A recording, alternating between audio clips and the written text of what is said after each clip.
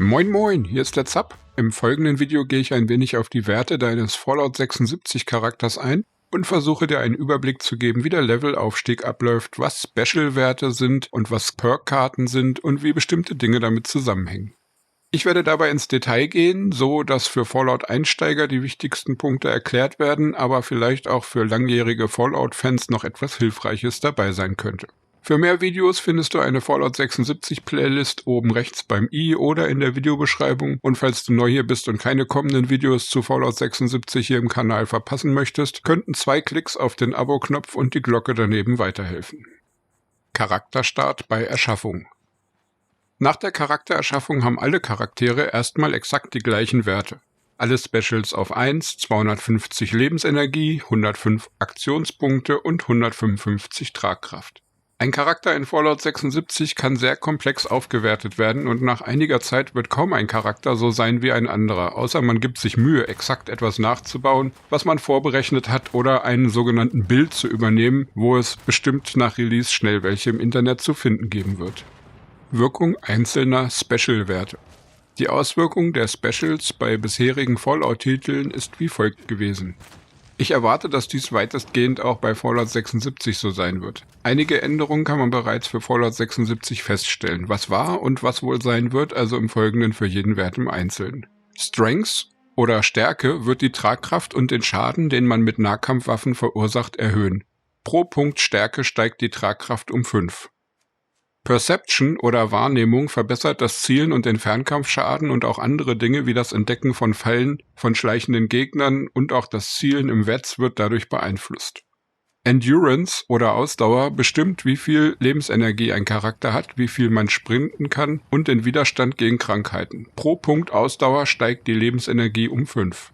Charisma hatte bisher starke Auswirkungen auf Gespräche in Fallout, dies fällt aber in F76 mangels NPCs weg. Hier wird es einem Charakter ermöglichen, die Auswirkungen seiner Perk-Karten in der Gruppe zu teilen, sodass andere besser werden durch ihn.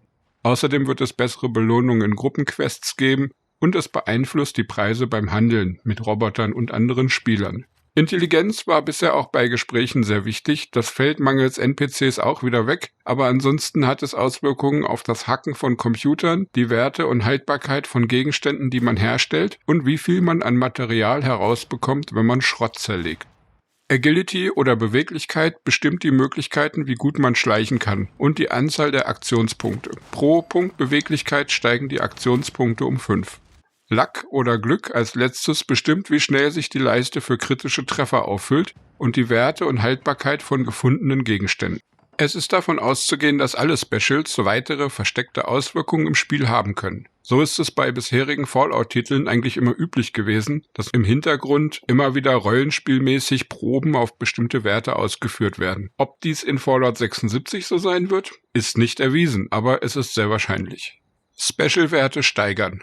Wenn man ein Level aufsteigt, bekommt man einen Punkt, den man nach eigenem Geschmack auf einen dieser 7 Special-Werte verteilen kann. Man bekommt dies aber nur bis maximal Level 50. Also kann man insgesamt 49 zusätzliche Punkte erhalten. Addiert man diese 49 zu den 7, die man zu Beginn hat, macht das also insgesamt 56 Punkte, die man auf die 7 Werte bekommen kann. Das Maximum, das man auf einen einzelnen Special-Wert bekommen kann, ist 15. So kann man, wenn man möchte, bereits vorher planen, was man wie gut können möchte und die Punkte auf einem Zettel oder ähnlichem von Anfang an entsprechend verteilen, falls man seinen Charakter optimieren mag. Dazu gibt es auch bereits Planungshilfen zur Charakterplanung auf einigen Webseiten, aber dazu mehr am Ende des Videos. Soweit bisher bekannt ist, wird man seine Special-Werte auch nicht zurücksetzen können. Hier sollte man also nicht zu leichtfertig rumklicken. Das, was man dort steigert, wird permanent sein. Das Nicht-Zurücksetzen gilt zumindest zu Beginn des Spiels. Ich kann mir sehr gut vorstellen, dass dieser Punkt später über Atomshop oder anderweitige Spieloptionen noch nachgereicht wird. Solange es diese Rücksetzoption jedoch nicht gibt, macht es auf jeden Fall auch Sinn, spezialisierte Charaktere für bestimmte Zwecke zu erstellen. Hier könnte ich mir vorstellen, dass es hilfreich sein könnte, Farmcharaktere mit extra viel Glück zu haben, die bessere Sachen finden, oder Crafter-Charaktere mit extra viel Intelligenz, die bessere Gegenstände herstellen können. Level 50 wird nicht der Maximallevel sein, aber danach bekommt man keine weiteren Special-Punkte, sondern nur noch Perk-Karten. Ob es ein insgesamt Max-Level geben wird, ist meines Wissens nach noch nicht bekannt, aber das Höchste, was mir bei Testspielaufnahmen bisher aufgefallen ist, waren Charaktere mit Level 68. Soweit geht es also mindestens. Teilt mir doch in den Kommentaren mal mit, wie ihr plant, euren Charakter zu steigern oder ob ihr vielleicht einfach beim Leveln frei entscheidet. Das würde mich mal sehr interessieren. Perk-Karten. Perk-Karten gehören immer zu einem bestimmten Special-Wert. Jeder Special hat zahlreiche dieser Karten. Insgesamt soll es laut Bethesda hunderte Karten bei Release geben und es ist davon auszugehen, dass diese Anzahl immer weiter erhöht wird in kommenden Updates. Höhere Werte in einem Special-Wert erlauben es einem Charakter, mehr Perk-Karten zu verwenden oder stärkere. Wenn man mehrere gleiche Karten hat, kann man diese kombinieren und dadurch ihren Level erhöhen, dazu später mehr. Die Höhe der Special-Werte bestimmt, wie viele und wie starke Karten man ausrüsten darf. Wenn man also als Beispiel eine Intelligenz von 6 hat, so darf man entweder 6 Stufe 1 Perk-Karten einsetzen oder 3 Zweier oder 2 Dreier oder jede beliebige andere Kombination, die als Summe 6 oder weniger ergibt. Wenn man eine Beweglichkeit von nur 2 hat, kann man keine Beweglichkeit-Karte aktivieren, die einen Wert von 3 besitzt. Perk-Karten, Charisma und Gruppenspiel. Durch die Verbesserung des Special-Werts Charisma wird die Wirkung der Perk-Karten teilweise in der Gruppe verteilt. Spieler mit hohem Charisma können so die Vorteile ihrer Perk-Karten auf die Gruppenmitglieder übertragen und die gesamte Gruppe als Einheit verbessern. Dies erlaubt zahlreiche weitere taktische Vorgehensweisen im Gruppenspiel. Hier gibt es bisher aber noch nicht allzu viele Erfahrungswerte, aber ich vermute, dass in diesem Bereich nach Spielrelease viele Kniffe versteckt sein werden, wie man als Gruppe noch besser zusammenarbeiten kann. Perk-Karten austauschen. Man kann die derzeit genutzten Perk-Karten jederzeit ohne Kosten wechseln, wenn man gerade nicht im Kampf ist. Dadurch kann man seinen Charakter mit den vorhandenen Karten an die jeweilige Situation anpassen. Wenn man als Beispiel gerade viel schleicht und Schlösser knackt, nimmt man vielleicht Karten, die diese Fähigkeiten verbessern. Und wenn man weiß, in den nächsten 1-2 Stunden wird man diese Fähigkeiten nicht benutzen, legt man vielleicht lieber kampforientierte Karten an. So kann man seinen Charakter auch an Solospiel oder Gruppenspiel anpassen und sich mit seinen Mitspielern absprechen, wer sich auf welche bestimmten Bereiche spezialisiert. Perk-Karten verbessern.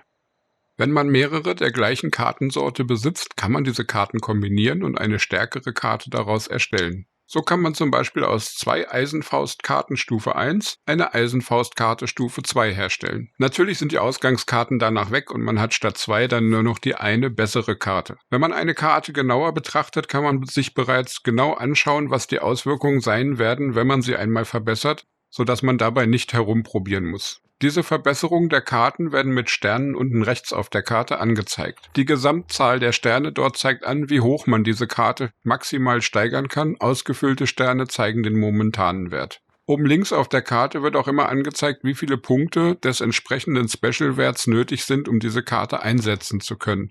Beziehungsweise wie viele sie beim Einsetzen vom Maximum des Specials verbraucht, in Anführungsstrichen. Es gibt dabei unterschiedliche Arten von Perk-Karten. Manche kann man nicht steigern, da es sie nur als 1-Stern-Karten gibt. Es gibt auch 2-Stern-Karten und sehr viele kann man bis auf 3 Stern aufwerten. Ob es Karten gibt oder zukünftig geben wird, die mehr als 3 Sterne haben, ist mir momentan noch nicht bekannt. Perk-Karten mit Level-Voraussetzungen. Perk-Karten können auch eine Level-Voraussetzung haben. Manche darf man beispielsweise erst mit Level 10 aktivieren. Es kann auch sein, dass diese Level-Anforderungen steigen, wenn man Karten kombiniert. So ist es möglich, dass man zum Beispiel 2 Karten ohne Levelbeschränkung kombiniert, die 2-Stern-Karte, die dabei herauskommt, aber plötzlich nur ab Level 10 benutzbar ist. Hier sollte man sehr aufpassen, bevor man Perk-Karten kombiniert, weil man sonst eventuell plötzlich seine Lieblings-Perk-Karte für ein paar Level nicht mehr nutzen kann, wenn man die Karte zu früh kombiniert. Perk-Karten sammeln. Perk-Karten bekommt man bei jedem Level ab.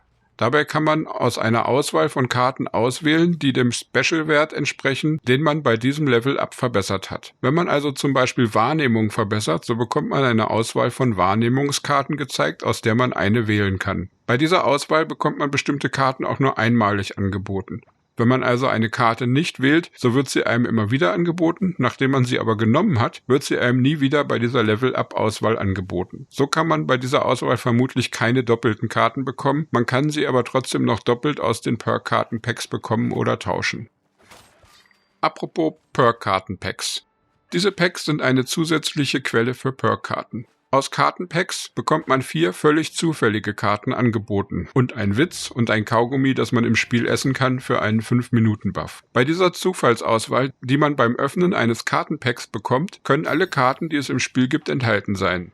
So können auch Karten enthalten sein, die man nur einmalig anlegen kann und vielleicht bereits besitzt, oder Karten, für die man die Voraussetzungen noch nicht erfüllt. Kartenpacks gibt es erstmals bei Aufstieg zu Level 4, danach bei Level 6, 8 und 10 und danach dann alle 5 Level, sprich 15, 20, 25 und so weiter. Die momentane Aussage von Bethesda lautet, dass sie keine Perk-Kartenpacks im Atom-Shop gegen Echtgeld verkaufen wollen, damit daraus kein Pay-to-Win wird. Das bleibt abzuwarten. Charakterbeschränkungen durch das Perk-Kartensystem.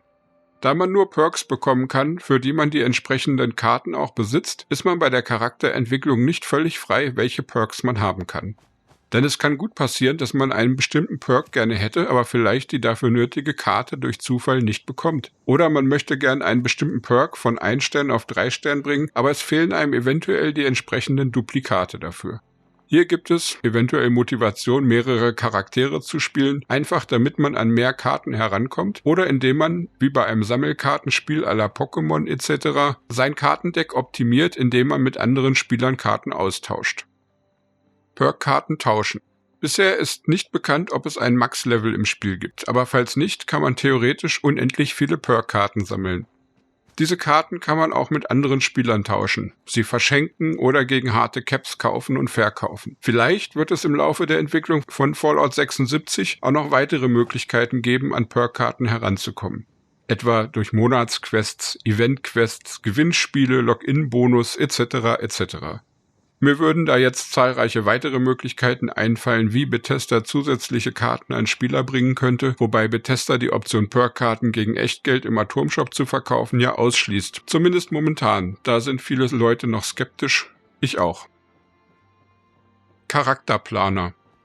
Es gibt bereits mehrere Charakterplaner, also Webseiten, wo man sozusagen als Trockenversuch seine Punkte und Perk-Karten durchprobieren und vorplanen kann.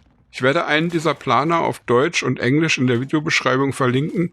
Lieben Gruß an die Vault76.de Community an dieser Stelle. Dies waren erstmal alle mir bisher bekannten Details zu den Special-Werten, den Perk-Karten und ihrer direkten Auswirkungen auf euren Charakter und das Gameplay. Wie bereits erwähnt, die Frage des Tages. Teil mir doch bitte in den Kommentaren mal mit, wie du planst, deinen Charakter zu steigern oder ob du vielleicht einfach beim Leveln dann frei entscheidest. Das würde mich mal sehr interessieren. Bei Hunderten von verschiedenen Perk-Karten konnte ich jetzt nicht speziell auf einzelne Karten eingehen, zumal halt auch ein Großteil davon noch gar nicht bekannt ist und die Anzahl sich auch im späteren Spielverlauf durch Updates stetig erweitern könnte und damit wohl auch immer mehr Möglichkeiten der Charakteranpassung und Charakteroptimierung entstehen werden. Mehr Videos oben rechts in der Ecke beim i oder in der Videobeschreibung. Wir sehen uns im Wasteland oder im nächsten Video. Lass es dir gut gehen und hab einen schönen Tag. Ciao, ciao, dein Sub.